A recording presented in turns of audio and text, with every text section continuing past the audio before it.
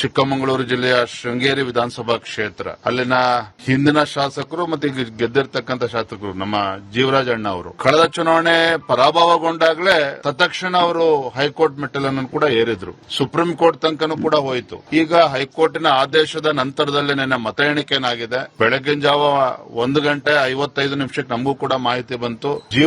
ನಮ್ಮ ಜೀವರಾಜ್ ಅಣ್ಣ ಅವರು 56 ಮತಗಳಿಂದ ಗೆದ್ದಿದ್ದಾರೆ ಅನ್ನುವ ಸಮಾಚಾರವನ್ನ, ಶುಭ ಸುದ್ದಿಯನ್ನ ಅವರು ಕೂಡ ನೀಡಿದ್ದಾರೆ. ಅದು ಎಲ್ಲೋ ಒಂದ್ ಕಡೆ ಕಾಂಗ್ರೆಸ್ ಅವರು ನಮಗ್ ಬರ್ತಾ ಇರತಕ್ಕಂತ ಮಾಹಿತಿ ಇಲ್ಲಿ ಅಧಿಕಾರಿಗಳ ಮೇಲೆ ಸಾಕಷ್ಟು ಒತ್ತಡವನ್ನು ಹಾಕುವಂತ ಕೆಲಸ ಮಾಡ್ತಾ ಇದ್ದಾರೆ. ಚುನಾವಣಾ ಫಲಿತಾಂಶ ಘೋಷಣೆ ಮಾಡಬಾರದು ಅನ್ನೋ ಅಲ್ಲಿವರೆಗೂ ಕೂಡ ಒತ್ತಡವನ್ನು ಹೇರ್ತಾ ಇದ್ದಾರೆ. ಎಲ್ಲೊಂದ್ ಕಡೆ ಪರಾಭವಗೊಂಡಿರ್ತಕ್ಕಂಥ ಅಭ್ಯರ್ಥಿ ರಾಜೇಗೌಡರು ಹೈಕೋರ್ಟ್ಗೆ ಹೋಗೋದಕ್ಕೆ ಅವ್ರಿಗೆ ಸಮಯವನ್ನ ಕೊಡಬೇಕು ಅನ್ನೋ ಒಂದು ಕುತಂತ್ರವು ಕೂಡ ನಡೀತಾ ಇದೆ ಅನ್ನೋದು ಕೂಡ ಕೇಳ್ತಾ ಇದ್ದೇವೆ. ಆದರೆ ನಾನು ತಮ್ಮ ಮೂಲಕ ನಾನು ಅವರೆಲ್ಲರಲ್ಲೂ ಕೂಡ ವಿನಂತಿ ಮಾಡ್ತೇನೆ, ಜನರ ಆಶೀರ್ವಾದದಿಂದ ಗೆದ್ದಿರುವಂತಹ ಜೀವರಾಜ್ ಅವರು ಈಗಾಗಲೇ ಅವ್ರಿಗೆ ಅನ್ಯಾಯ ಆಗಿದೆ. ಕಳೆದ 3 ವರ್ಷ ಅವರ ಶಾಸಕ ಸ್ಥಾನ ಸಿಗದೆ ಅನ್ಯಾಯ ಆಗಿದೆ. ಇನ್ನೂ ಕೂಡ ಅನ್ಯಾಯವನ್ನ ಮುಂದುವರಿಸದೇನೆ ಗೌರವಯುತವಾಗಿ ಜನರ ಆಶೀರ್ವಾದನ, ಜನರ ತೀರ್ಪನ್ನ ಒಪ್ಕೋಬೇಕು.